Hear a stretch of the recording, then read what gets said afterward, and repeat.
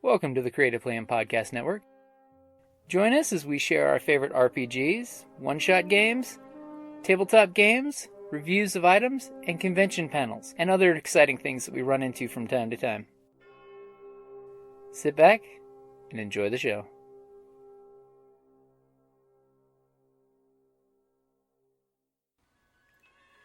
Hi, this is Kellie, aka Trixie from Ragnarok and Roll, assigned to Ragnarok Story, and Tilda Wimblewick from D&D Journey of the 5th Edition. First off, I would just like to say thank you to everyone for listening to our varied adventures, as well as for rating us on iTunes and RPGpodcast.com. If you haven't rated us yet, we would greatly appreciate it if you could. And if you're looking for more ways to support our efforts, we are now on Patreon, a great site where you can help us continue making more podcasts, as well as some special surprises for our patrons. If you can, please look us up at www.patreon.com/cppn. Every little bit helps. And again, thank you for listening. Space. The final frontier. These are the journeys of our podcast trips. Tripping the world fantastic in every realm. Fantasy, space, urban, and magic. We have a theremin.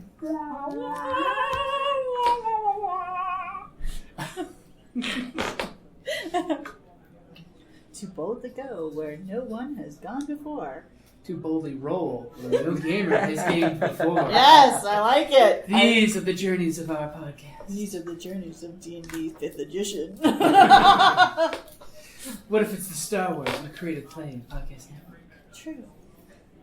Oh, come on. Let's start with the old Traveler rules where you can spend 45 minutes creating a character only to die before you even start. And you crash into the void. Oh! Graduating from pilot school? Not quite. By graduating and getting to the next level of existence. So it is August the 5th. RPGaDay 2019. I don't know if we've got the room for this word, but the word for the day is space. Space. Above and beyond. Space. Inner space. I'm writing out space words. Spacing the word space. Alright, you're getting inside my personal space right now? Okay. I'm spacing out right now, kind of. So who wants to go first for space? I guess I'll start. Go for it, Kelly. Friggin' Star Wars RPG! Star Wars. Like, my favorite space RPG, of course, is Star Wars. And particularly Scum and Villainy. For the Edge of Empire. Yes, I love the Edge of Empire. It truly is the best of the three. And plus, I just like playing Scum and Villain. But it's other than D&D, is probably one of my absolute favorite systems. Well, because of the storytelling dice, anything can happen. And plus, it's Star Wars. I mean, give me a murder robot any day. I'm all about the droids. You are a droid girl. I love the droids. I also love my Twi'leks. Mm-hmm. You are a Twilight girl. Yes, I like playing Twi'leks. So. And you like being a smuggler. I do. And you like being a pilot. I was a smuggler pilot with a droid long before Rebels came out. You were Hera before Hera was Hera. But my character was Ovasu, which means the space between the void of space. And she's clanless though, so that's why the Salwa. But yeah, she's got this whole backstory as well, But I repaired a murderous robot. I freed him and repaired him. Now he's my own murderous robot. What was his name again? Rage, basically. Rage, it was R-8-R-G-E. R-A-G-E. Yeah, G3. Yeah, basically in the game, the pretense was they stole a bounty hunter cruise ship. Literally shipjacked it while they were doing a mission. Funny thing was that was going to be a one-shot adventure to be those bounty hunters, and then you find out your ship's gone. And they basically painted a target on the astromech droid and were shooting it because it came with the ship. It was terrible. I was also, of course, a mechanic. So I was like, stop picking on the droid! So I rescue the poor little thing. I fix him up, take off the restraining bolts. Rolled a bunch of triumphs on mechanics. Because the poor thing was just... Out Oh, of character, it was a murder bot that was going to space them all the first chance they got. And then she rolled some triumphs. And then it's like... But anyone else, however... I mean, I remember at one point, I told the murder robot, basically, I called him sometimes Reggie, that under no circumstances anybody allowed in here but me. So he would have killed anybody that came, through there. And it was like, yeah. And he did get that carbonite head. Yeah, he did. And I always continually repair him. But... I mean, Star Wars, the RPG, is my favorite space-themed. You know, I mean, I was never much in for, like, GURPS or Rifts. Well, that was more, Yeah, but Rift Space. Yeah, Rift Space or... although, I did try the new Star Trek one at the last... Trek Borg. At the last one of the RingCon fundraisers. Mm-hmm. And it was actually... Star Trek Adventures. It was nice with the new 2D20 Modius system. But this one is near and dear to my heart. And it's cool because you look at the cool symbols and the dice. Well, and plus it's just there's such a rich culture around the Star Wars and so much immersive material, and it gives so much more scope. Yeah. I would have to say. It has an infinite space. Yes. Between the comics, the novels, the EU novels, the fan fiction, the Star Wars Christmas special. Oh, God. Okay. And the prequel. Bring up Life Day and have to hurt you. The amount of pure material that is available for Star Wars if you're playing it. Wikipedia is there. You can with one of the Star Wars is not a real science nerd system. It's not really it's very loosey-goosey. It's supposed to be very loosey-goosey and things like that. But it's also there's a spiritual aspect to it as opposed to a sciencey aspect to it. But somehow or another, the Star Wars game that I was in, again, like the old one, the clunky, the old West End, the old West End game, wound up being one of the most nerd-tastic campaigns I was ever in.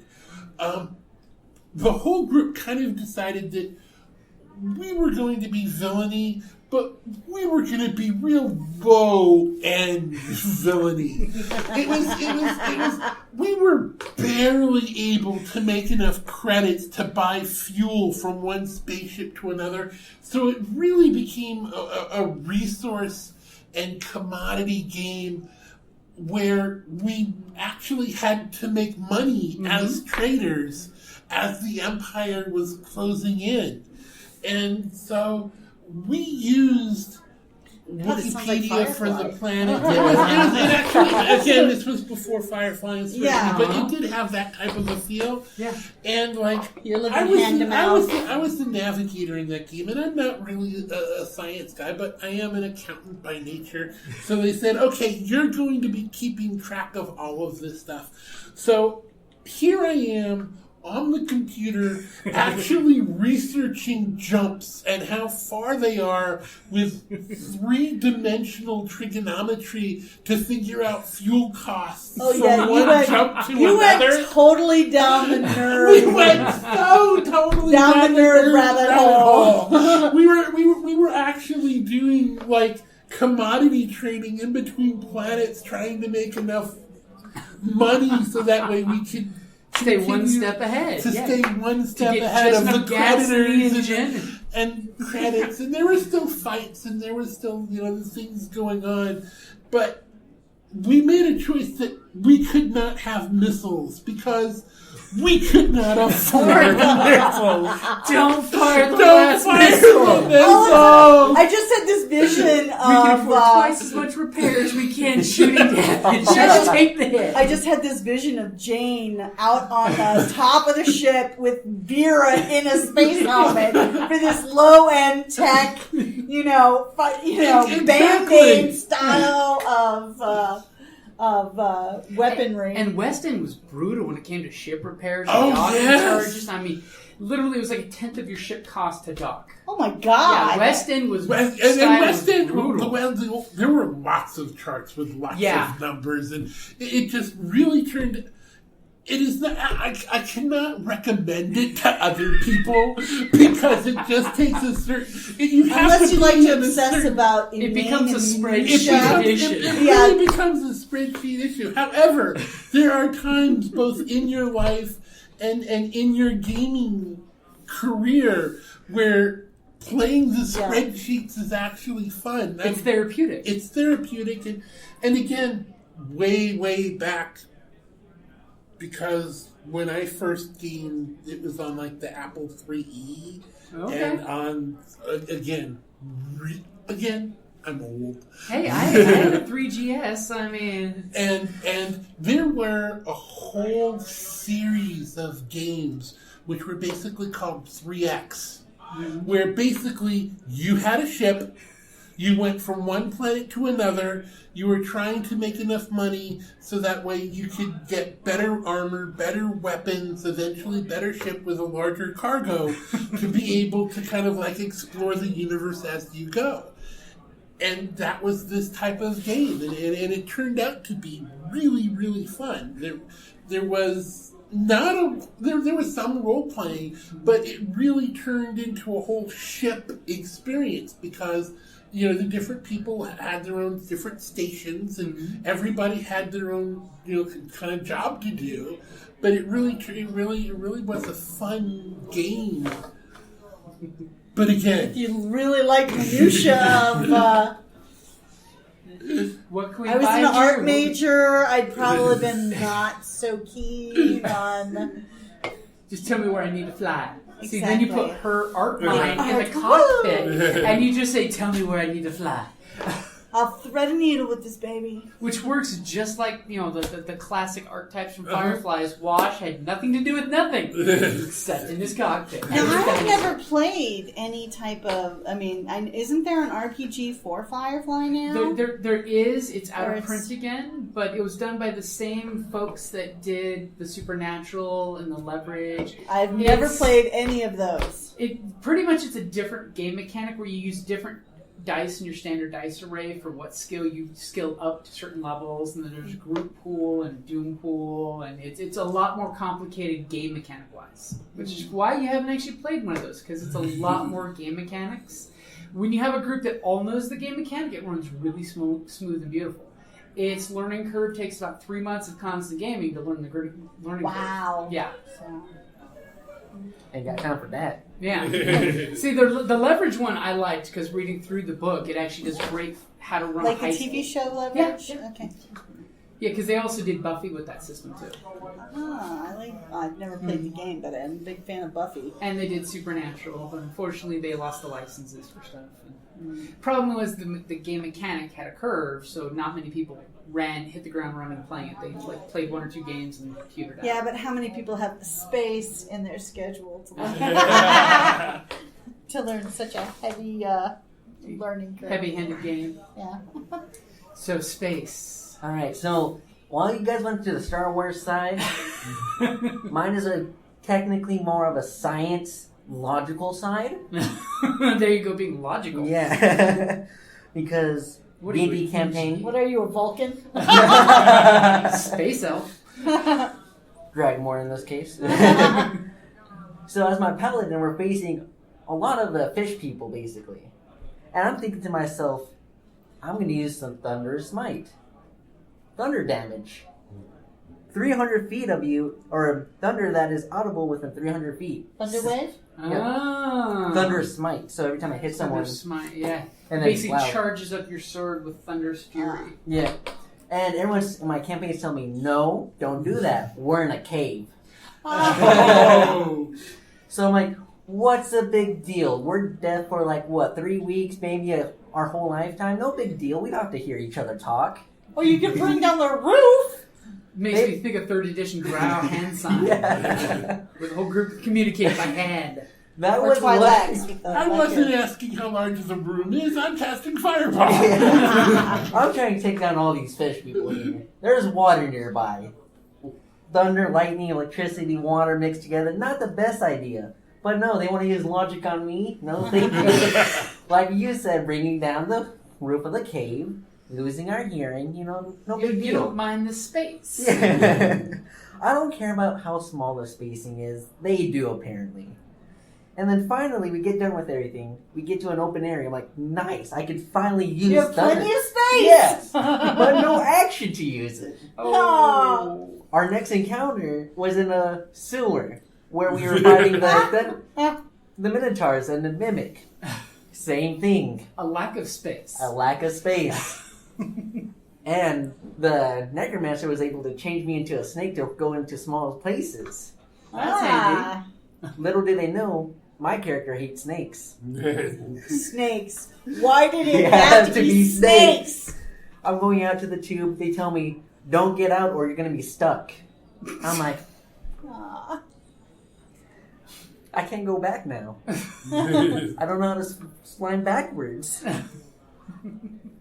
So my DM let me do it, but so little space and so little time. So basically you're saying be tactical and mind your tactical lack or overabundance of space. Yeah. You could either be like me and not care, kill everyone on that one hit, Mm-hmm. lose their hearing on that one hit, or be normal, know your surroundings, and not kill or enable their hearing. In High Seas, our Tempest cleric, you did not mind his space when he went to the poop deck and fired off Thunder Wave. I forgot he had a friendly in front of him. And he's like, I can get rid of all these bad guys at once. Oh, sorry. And the goblin was flying over the rail. He's fine. No, it wasn't Gabi. It was your drunk goblin. He managed to make his deck save. Yeah. Yeah. So mind your His name space. is Groggy. He's our drunk, squinty-eyed goblin lookout in the crow's nest. So, did he space out often? He spaces out a lot. Yeah. But no, he just hit the back of the thing. He didn't go over. Unlike that other time where we actually did have some crew members go overboard and then the Sahogan got him. We were very sorry and we made sure to pay the widow's fund. They have like 20 NPCs on the ship and they go through them often. The bosun had to recruit some fresh ones. Yeah. What happened to the other one? Don't worry about that. Yeah. That's why you're getting paid well, sir. Yeah. We do pay well on that crew. So does anybody else have anything for space? Space. The final frontier. Yeah, we're all I have to keep going back to that. Just like Engage. I'm like Engage. Space. Like, But it doesn't have to be just space. Mm-hmm. right? No, yeah, Well, it's not just space. It could be Well- headspace or game space. And one of the Or this space. well, Yeah, well, actually. but that's just it. That it's that together we create a safe place. Mm-hmm. That you Yes. can be stupid and goofy and come up with a ridiculous idea and be as wild as you want, and your imagination can come to life. And instead of people being like, "This loser," You're so stupid. I Right. can't believe you did that. right? That you have your friends who are like, I never would have thought about that, and it's hilarious. And you go with it. But in addition to that, it is that you are protected from the people who would say, that's stupid. Mm-hmm. Because the people at the table with you, when one person is like, well, that's a dumb idea, everybody else at the table is like, no, it's not. It's awesome. It's like, yeah. Right? Like, it's all well and good that you think it's a dumb idea. You are alone in that thinking. Mm-hmm. And safe space is a huge thing in gaming. It really is. Especially really for important. women. Yeah. I mean, just, even I've already given an answer for this one, but I am going to call out Rincon for being for awesome. having a women's space. Yeah, that was really nice. I mean, because unfortunately we've all had the bad experiences. Mm-hmm. Yeah. And having a safe space where there's no judgment, hopefully there's no judgment. Yeah. It provides, you're able to express yourself far more than if you think you're being judged. Yeah. And you know what? If somebody's willing to go down that rabbit hole with you and just play, you never know what you're going to get at the end. Right. Always make sure your gaming table is a safe space. It's Right. especially from a GM's point of view. It's like, I do horrible things to people, so I need to make sure you guys know at any time you could stop me. Yeah. You can put the hand up and say, "Whoa, can we just fade to black?" You know, it's like X card, but without an X card. You know, sadly, in like public gaming, I know why X card's a thing because you don't know everybody, you don't know any, the things, the triggers. But in a regular gaming space, there should be that social contract of safe space. Yeah. Yeah.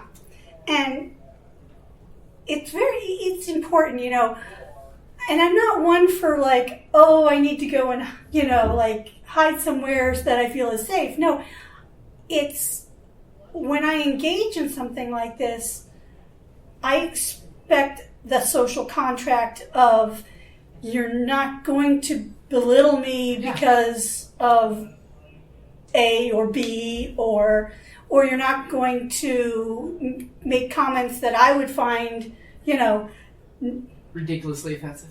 right. I mean, and it's not all like we don't have to have a thick skin, but there are some groups that just don't make you feel like you're part of the group. Yeah. And for whatever That's reason, not cool. and it's not cool. Yeah, you want that place that, for the most part, everyone, for the most part, we're all the same. Doesn't matter. People are kind of, gamers are kind of cool about, just wanting to have a good time. Wanting to. That is what the majority of us want. That's what the majority of us want. Why would a social circle that's excluded by most circles Yeah, exclude really. people themselves? The Exactly. horrible dichotomy that But does sadly, happen. it's because it's the one place where they have power. Mhm. Yeah. And so that one place that they have power becomes very, very important to them. And to exude air quotes that have air quotes dominance in that situation, it can make people feel powerful, although taking your power based on somebody else not having any, it's not very powerful. It's fleeting, and it could turn someone off of gaming, and who wants that? Well, and more, you will not always be sitting at this table with me. Mm-hmm. Yeah. And what do you want the reaction, what do you want my reaction to be when I see you outside of this area? Because, to be perfectly frank, in most general situations, away from the gaming table, women have more power in social situations than most men do. And a hell of a lot more than most nerds do. And just being perfectly frank in the situation, the determination of how you want somebody to respond to you in other situations should be a driving force in all situations. I don't want people to think that I'm a jerk. I can be super mean-spirited, but I don't want to say things out loud. What I think in my own head is my own private space, and I can be as much of a jerk there as I want to be, but what comes out of my mouth should always be at least slightly thoughtful. Mm-hmm. Like, why do I exclude myself from social situations because I want my friends to like me. If I know I'm in a foul mood, why would I ever put myself out there and be like, well, you're my friend, so you have to put up with all of my nonsense? Well, yeah, sometimes that's true. You chose to be my friend. It's your fault. But when I know I'm Damn it, I choose it again. Right? When I know I'm in an excessively bad mood, why put yourself into that place? And if there's somebody who makes me feel bad every time I interact with them, I will not interact with them. Mm-hmm. Yeah. And there's lots of men that I will not game with anymore. At a table at RingCon, I had somebody say something like, well, you're just a girl you don't know. Right? And I giggled and I'm like, I'm so sorry. I did not realize that the child at the table knew more about warfare than I do. Thank you, I Lord.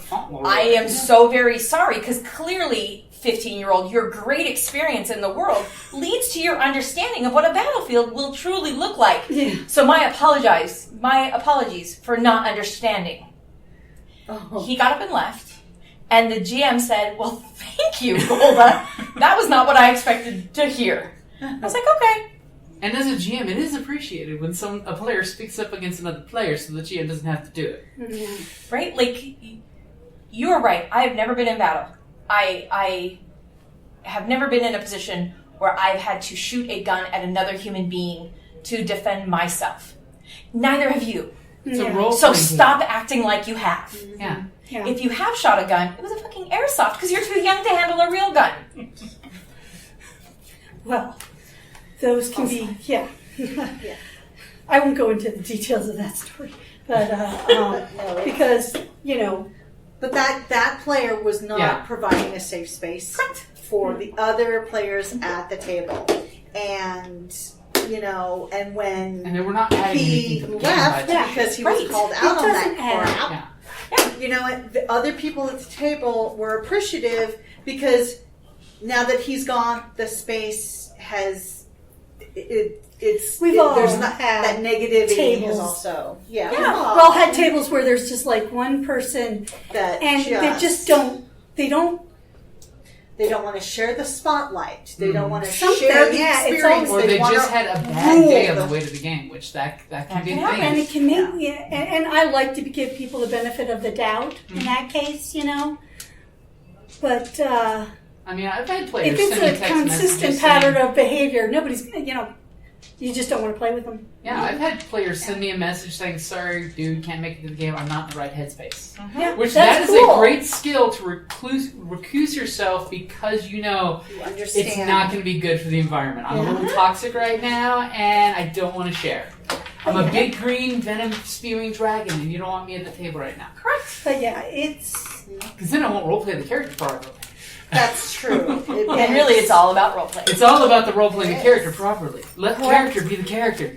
Yes. so yeah. So space is pretty much all about Safety you and know fun. and you know Enjoy being yourself. cool with yeah. Have fun with your friends, damn it, because that's what gaming's about. Yes. It's what it needs to be about. And depending on who you are, there is always the right gaming group for everyone. You just Yeah. need to find your tribe. Exactly. Some folks, if you want to be that alpha male 15-year-old that knows the world, there are groups of alpha male 15-year-olds that will do that. Yeah, and more power to you when you find you Yeah. know when you find your And in a few years, when you evolve as a player, your taste will change of who you want to game with. Mhm. It's like, hey, I do open table gamings at the store here all the time, and I run into all kinds of different folks. And sometimes I have conversations with folks of, hey, you know, open table, you're welcome to come, but please mind this person or this person because of this or that. And like conventions, we found out with many convention games is you have that. You never know who you're sitting with. yeah conventions is where I experience a lot of the Because it's drama. Well, and what kills me is sometimes you sit down and you're like, why do you not live in my city? Yeah, Why because they're can't I I want to awesome. spend adopt you all in my of my family? time with you. All my time. Yeah, like the first time you play, you're like, oh my god, you're amazing. when you meet the new player for the first time and you're just like, can I take you home? Yeah, they're You're like, like, so I just want to awesome. put you in my pocket. It's like, yeah. As soon as the game book's at the table, pull you out of my pocket and say, all right. Yeah. Because of course that's, you know, I want to make sure we add positive spin of, yes, game in public, you meet new friends this way. You find you find fantastic new games. Yeah, kindred you know? spirits, definitely. So don't be put off of gaming in conventions. Yeah, don't. I mean. I'll throw that once in a caveat out while- there. There's a gentleman that I played with that I was like, okay, like I've got some free time. I guess I can give you some of my free time. And I had the best time playing with this person. And another person, I was like, oh, I've never played with him before. Let's see what that looks like. And I was like, Get me out of here. I need to go on my limb off to escape. But you never know. Yeah, you never know. Yeah, you definitely can't judge a book by its cover. Oh gosh, no. Nope. Nope. So I will throw out an out-of-game concept for the tabletop of making sure that you make space in your life for non-gaming stuff. So that way you have a work-life balance with your gaming life and your work life and your non-game life, because I've experienced a massive shortage of that over the last few months. So try to find space in your life to find downtime, and of course, as a game master, find space to write game stuff. Even if it's, and like some of the best GM advice I give people is when you find free space in your life, write down encounters for games, even if it's not for a game you're running. There's like, this is a cool encounter with a theme and a threat and a setting, and just write it down in your gamer's log somewhere and save it for a game that might come up, might not come up, might not ever come up, but you have a cool thing written down. Like all of a sudden you might get invited to a fighting ring in a game. It doesn't matter what the game was. It could have been that you wrote this down in your book for a Kirtar fight in Star Wars, but it got used in your steampunk group for a great fight match. To take a wrestler to a classic strongman fight match. And all of a sudden, you guys actually had the 8 Men of Zanzibar pop out as a wrestler. Dun, dun, dun. Let's get ready to rumble! Because see, that encounter technically started out as a Star Wars idea from years ago that my smuggler group would be smuggling a fighter who worked for a hut from a rival hut who's wanting to either drug, poison, or kill that fighter to get him to the fight match. Mm. And yet I wrote that down somewhere. And because you write it down, it helps lock it in your head as a thing. And, you know, like our journalist here with her journal. You know, find space to write things down. Because if you don't write it down, or you don't podcast it and listen to it later, you will forget. Exactly. Or you all say, what was that guy's name again? I don't know, I didn't have space on the character sheet to write it down. And then you guys make a new nickname for him. Skax. Yeah, Skax. So that is space, the final frontier. These are the dice rolls of our games. Our mission is to game until the day we die, as I'll have my dice in my hands and I'll roll and I'll say, Rosebud, natural 20. Or, No. Constitution save 1. Crit fail. Someone delete my browser history. No. I'm dying. I have to do my death saves. Fail. Okay. Fail. Oh, shit. I got one more. Bro, God, destroy my phone. Here's my password. Delete everything. Delete my history. My browser history. I'm a leaf on the wind. Watch how I soar. Oh, too soon. Leaf kebab.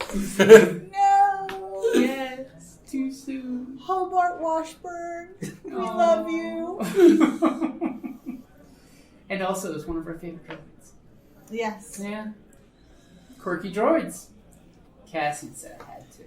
That's one of the things I love about Star Wars and space. Is droids. You gotta have quirky droids. Yep.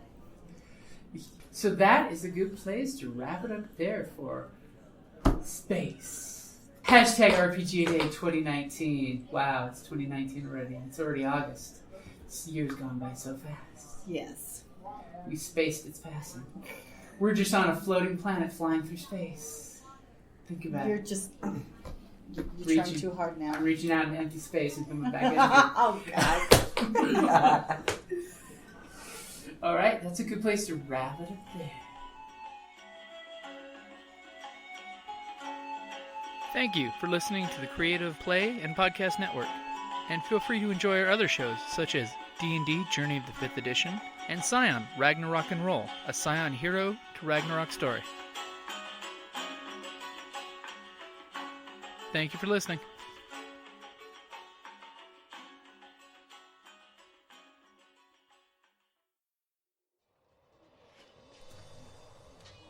On the battlefield, I'm a warrior, ready to kill or be killed. I've defeated orcs from the north, sent Kandorian demon spawns back to the depths, and drank with Cimmerian heroes.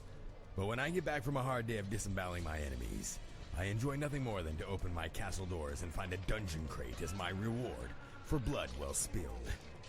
Designed for role players and tabletop gamers, Dungeon Crate is a monthly subscription box service with a treasure hoard of loot you can use on or off the battlefield.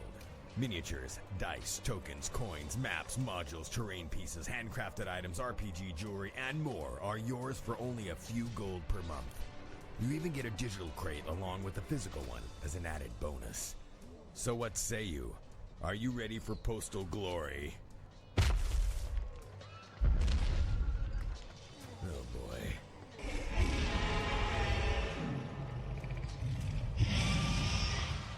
DungeonCrate.com. Let the adventure begin.